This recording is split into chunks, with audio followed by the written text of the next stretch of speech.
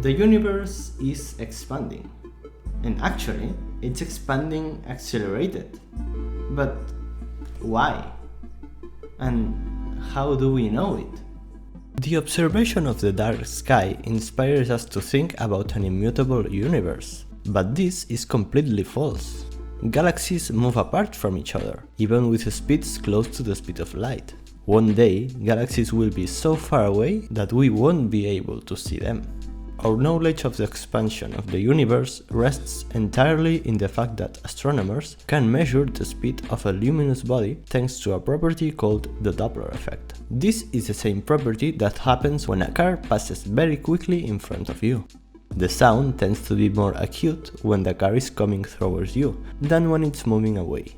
We can think of light as a wave that spreads throughout space, which has certain color because it has energy. If we apply the Doppler effect to the color of a galaxy that's moving away from us, we are going to see how the color changes to the red. It's losing energy until the galaxy disappears. This occurs because the wavelength gets longer until it reaches the frequency that's not on the human visible spectrum. This is called the red shift or the Doppler shift. This interpretation got a lot of attention in 1929 when Hubble announced that the red shift of the galaxies increases in proportion to the distance between galaxies and us. Ergo, Hubble's law relates the position of a galaxy with how faster it's moving away from us. But if galaxies are separating from each other, they must have been much closer. In fact, that closer that galaxies, stars, even atoms or nucleus can have had a separate existence. Welcome to the primitive universe. Here, atoms do not exist yet. Particles have so much energy that they move very quickly, and light is trapped between the particles that are constantly absorbing and emitting it. But let's go a little back in time. Although it has not been proven yet, it looks like it will be. At the beginning of everything, there was a field, the inflation field. One day, the field got excited and started to expand at an accelerated rate until it relaxed, and all its energy was transferred to the other fields. This is when the recombination started, commonly known as the Big Bang. The particles started to lose energy due to the expansion, and the first atoms started to appear, making it possible for light to escape.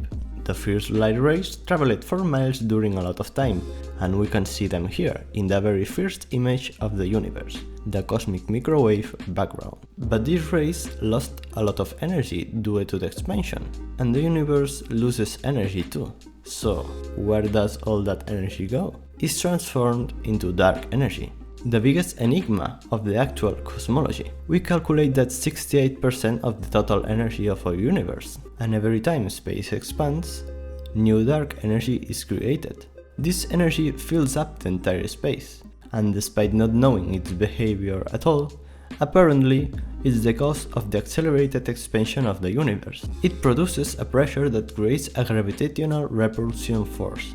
In fact, in Einstein's time, it was believed that our universe was static, that there was no expansion, and the cosmological constant was the force that balanced the gravity repulsion. Then Hubble arrived with his red shifts, and Einstein had to accept his failure. Dark energy should not be confused with dark matter. All the matter we see, which forms galaxies and stars, make up just 5% of all the universe. We cannot see the other 95%, and that's why it's named dark. At 68% is dark energy, and the other 27% is dark matter. The problem with dark matter is mostly the same as with dark energy. We don't know very well what it is, but we know that it exists based on the effects that dark matter has on the things we can see. Let's take, for example, the rotation of a spiral galaxy. If we analyze the movement of 2 points in a section, one more distant from the center than the other, we see that the nearest point travels less than the farthest one. But the 2 points take the same time to travel each path. Therefore, the nearest point travels at a smaller velocity than the farthest one. This is what has to happen, and in fact, this is what happens with the rotation of the planets around the Sun. But the truth is that in the galaxy, all points travel around the same speed. Something makes no sense. There should be more mass in the galaxy in order to make that possible. So where is all the mass that we can see?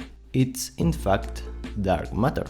And we can see it because it does not emit light. We can see an object because it reflects the light rays. The particles which dark matter is made of do not reflect or emit light. That's why it's so difficult for us to study it. It's its presence what allows us to make sense of what we see. But despite the fact that dark matter is a form of matter, dark energy is associated with a field that fills up all space.